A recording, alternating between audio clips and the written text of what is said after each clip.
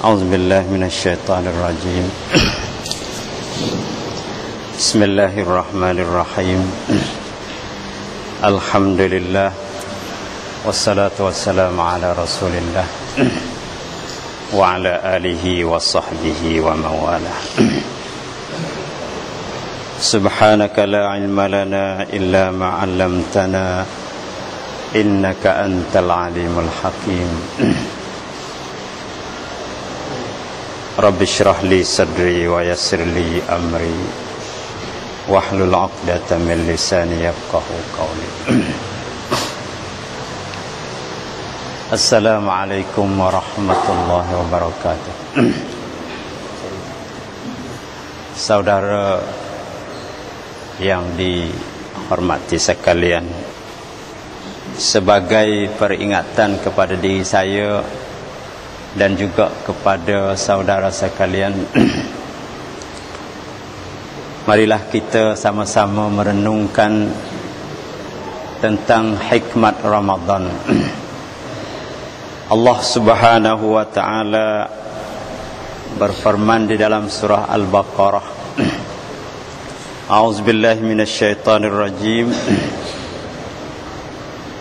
Ya ayyuhallazina amanu kutiba alaikumus siyam kama kutiba alal ladzina min qablikum la'allakum tattaqun. Wahai orang-orang yang mukmin, telah difardukan puasa ke atas kamu sebagaimana difardukan ke atas umat-umat yang terdahulu. Mudah-mudahan kamu akan memperolehi takwa.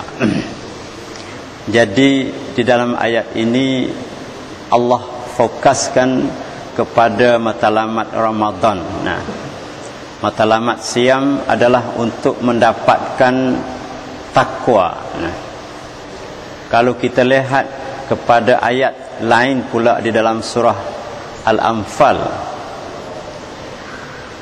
Ya ayyuhallazina amanu in tattaqullah yaj'al lakum furqana. Jadi takwa ni adalah matlamatnya untuk memberi lampu kepada kita, untuk memberi satu power, satu kekuatan kepada diri kita ni untuk kita dapat menyinarkan hidup di alam dunia ini, untuk berjalan di atas jalan yang benar. Nah, Al-Furqan di sini adalah perbezaan di antara al-haqqu dengan al-batil. Jadi orang-orang yang Allah berikan kepadanya takwa, jelas dia akan mendapat lampu inilah, lampu Furqan. Jadi kalau kita lihat kepada pentafsiran takwa sebagaimana Sayyidina Ali memberi ta'rif, dia kata at-taqwa ni ialah al-khauf minal jalil wal amalu bit tanzil wal ridha bil qalil wal isti'dad li yaumir rahil. Taqwa ni ialah al-khauf minal jalil, makna takut kepada Allah, yang maha jalil, yang maha agung.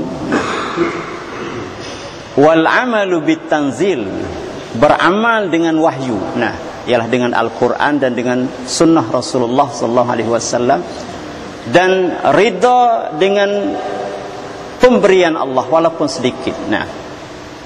Dan al-isti'dad liyaumir rahil, untuk bersedia kita nak pergi kepada hari yang kita tunggu-tunggu, ialah hari akhirat, hari kematian kita.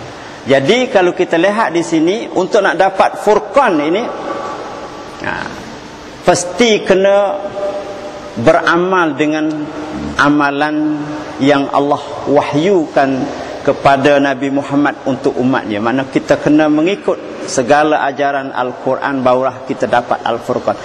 Tidak ada Furqan yang pertama maka Furqan tak ada yang kedua. Maknanya kalau kita nak dapat Furqan yang kedua, nak dapat lampu dapat membeza kebenaran dengan kebatilan ini, kena beramal dengan al-haq. Kalau kita lihat kepada sejarah Sayyidina Umar radhiyallahu anhu, semasa dia sedang berkhutbah di atas mimbar, Nah, dia boleh mengarahkan tenteranya yang duduk di Iraq, yang sedang menghadapi dengan musuhnya di Iraq.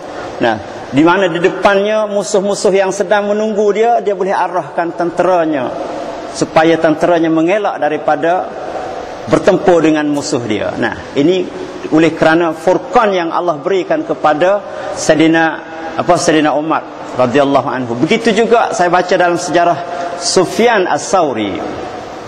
Sufyan As-Sawri ini dia adalah seorang ulama yang terkenal. Nah, dan di masa dia ni saya baca tu dia kata Qadi Iyad ini adalah orang yang bersama dengan Sufyan Sauri ini. Dia hidup di zaman Khalifah Abu Ja'far Al-Mansur. Nah, Khalifah Al-Abbasiyah. Khalifah Abu Ja'far Al-Mansur ni terkenal dengan jurnya, zalimnya. Nah, maka Abu Sufyan ni selalu menuduh dia seorang ulama, seorang khalifah yang tidak adil, yang zalim. Nah, maka kata-kata ini didengar oleh Khalifah Abu Ja'far Al-Mansur. Dia memberi amaran kepada Abu Sufyan Al-Sawri ini. Dia kata, aku akan pergi mengerjakan haji pada tahun ini dan aku akan pacungkan lehernya. Nah, nak solidnya. Nah, jadi saya baca dalam sejarah dia. Nah, Sufyan Al-Sawri ini dia sembahyang Maghrib, nah, di Masjidil Haram. Setelah selesai sembahyang Maghrib, dia sembahyang sunat. Dia sujud, dia tidak angkat sujud dia melainkan setelah dengan azan Isya. Nah, Allahu Akbar. Nah, jadi sujud lamanya. Nah, maka kata-kata dia ni, nah, dia katanya Ja'far Al-Mansur ni dia tak boleh masuk Mekah. Dia kata dia tak akan masuk Mekah. Nah, setelah Abu Ja'far masuk ke Mekah untuk buat haji, maka kawan-kawan dia memberi inzar, memberi amaran, jangan kamu keluar. Dia kata, kalau kamu keluar nanti jumpa dengan Abu Ja'far Mansur, dia akan melaksanakan ugutannya. Nah, dia kata dia tak boleh masuk Mekah. Dia kata setelah dia masuk di Ashrafu Makkah tu, pintu besar Makkah tu, dia menunggang kuda, jatuh kuda, patah leher dia, mati.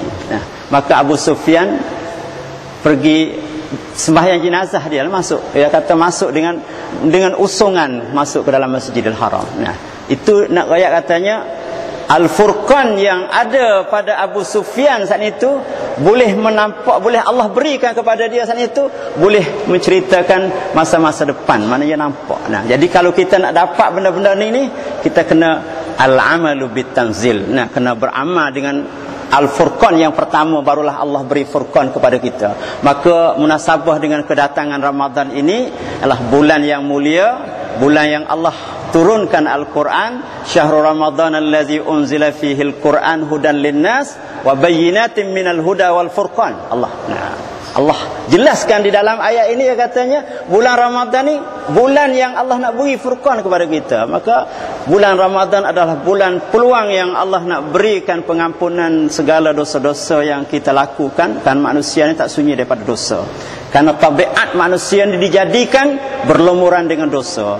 Nabi Adam alaihissalam, nah, setelah dia dilahirkan, dijadikan oleh Allah Subhanahu wa taala, dia melanggar perintah Allah dan dia berdosa. Tapi Nabi Adam ni segera kembali kepada Allah dengan bertaubat kepada Allah. Rabbana zalamna anfusana wa illam taghfir lana wa tarhamna lanakunanna minal khasirin. Dia mengaku akan kesalahannya. Maka kita sebagai seorang hamba yang dhaif, maka kita perlu mengaku akan kesalahan kita dengan bersegera kembali kepada Allah. Nah, sebaik-baik orang berdosa ialah orang yang bertaubat kepada Allah.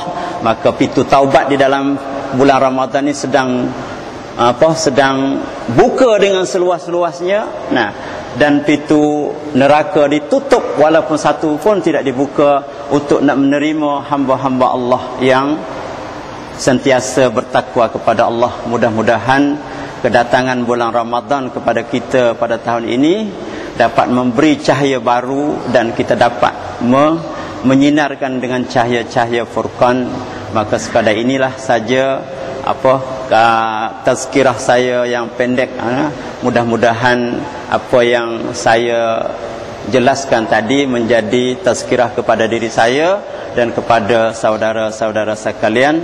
Aqulu qauli hadza wa astaghfirullah li wa lakum. Wassalamualaikum warahmatullahi wabarakatuh.